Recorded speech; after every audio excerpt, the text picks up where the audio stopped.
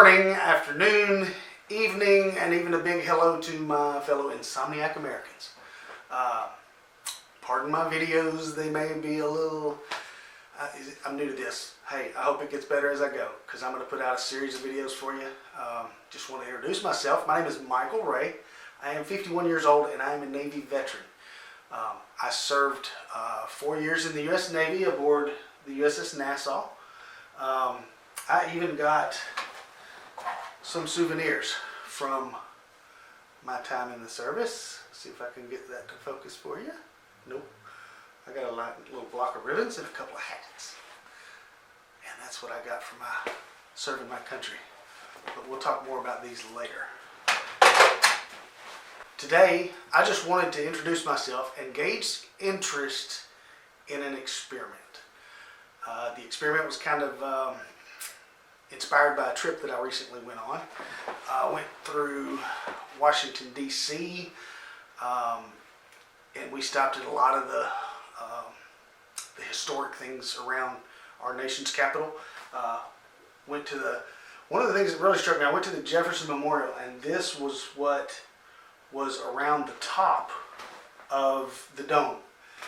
It says, "I have sworn upon the altar of God eternal hostility against every form of tyranny over the mind of man." And I just really like that. I also got this really cool picture of the Washington Monument. Look at this. It's like a storm coming in. And I think there's a storm coming. So we made a stop in Philly. Caught a picture of Liberty Bell. Independence Hall, where the Declaration of Independence was signed. We made our way through New York. Of course, we went and saw the Statue of Liberty. There she is in all her glory. And we also visited the 9/11 memorials on the Jersey and the New York side. It was just a really good visit. And we wound up in Niagara Falls by the end of it. And if you haven't seen that and you get a chance, it's worth going. We also made a stop in Boston. We went all over Massachusetts. We stopped, we caught a glimpse of Plymouth Rock, but we went to the spot in the Boston Harbor that used to be Griffin's Wharf, which is where the Boston Tea Party took place. Back in 1773, a group called themselves the Sons of Liberty.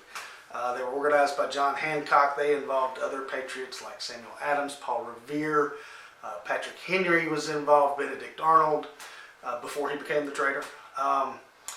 And what they did was about 100 of these colonists dressed up like Native Americans and went on to a few of the cargo ships carrying tea.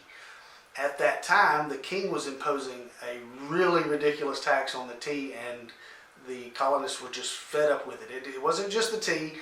They had been building up to this because of all the different taxes the king was putting on them to pay for his wars and his stuff, and he was making the colonists pay for it. So they finally got fed up, and they dumped 90,000 pounds of tea into the Boston Harbor. It was a protest against the taxes. It was standing up to a tyrannical government. That's what it was. And all of this little run through history, it was a really good road trip. But it just got me to wondering, is it time for another protest? Another Boston Tea Party or a United States Tea Party? Instead of dumping tea, we're gonna take votes.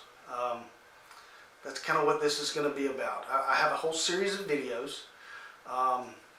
And we're gonna, Thomas Jefferson, this was one of the placards on the wall. Thomas Jefferson said, "The true foundation of a republican government is the equal right of every citizen in his person and property and in their management." We are supposed to be governing ourselves. We, the people, control the government. Are supposed to, but we don't really. We've had two factions, red and blue. You've got your Republicans and your Democrats, and there's pretty much no opposition to those two groups. I have a lot of liberal-leaning friends. I have a lot of Republican friends. I've probably voted more Republican than anything, but I don't consider myself either. And I don't think that most of America is. We're not red. We're not blue. Most of us fit in the middle with a kind of a purple shade, I think. We need a purple party. And that's kind of what this is about. We're going to test that theory and see if we're still in control. What I want to do is I'm going to put out a series of videos, and what I'm going to go over is compromises that I think both sides can go along with, common sense things, and see what kind of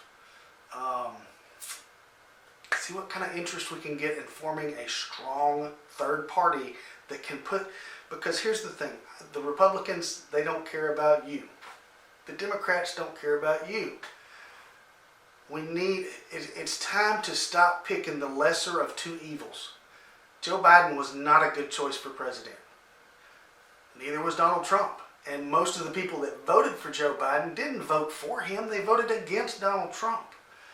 And it's time we stop doing that. We need to put somebody in that office at the head of this country that cares about its countrymen. The people in the country need to be taken care of. I'm going to put out some videos. I've got quite a list of things, hot button topics that the politicians don't want to tackle. They're not going to tell you. They're not going to give you a straight answer on anything. I'm going to tell you the way I think it should be done. And if we get enough support, and I'm going to tell you how we're going to gauge support. Like, share, subscribe.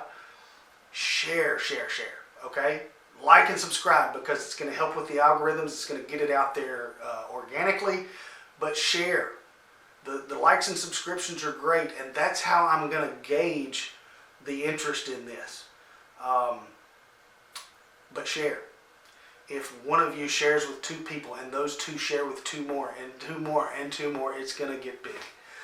And I want to see how big it gets. We've got 3.5 years to figure out what we're going to do for our next president. And I am just afraid of what both sides are going to put up. So hopefully we can come up with something better, something that works for the people, something that cares about what you care about. Like, share, subscribe. Let's see how this goes. Thanks, America. We'll see you soon.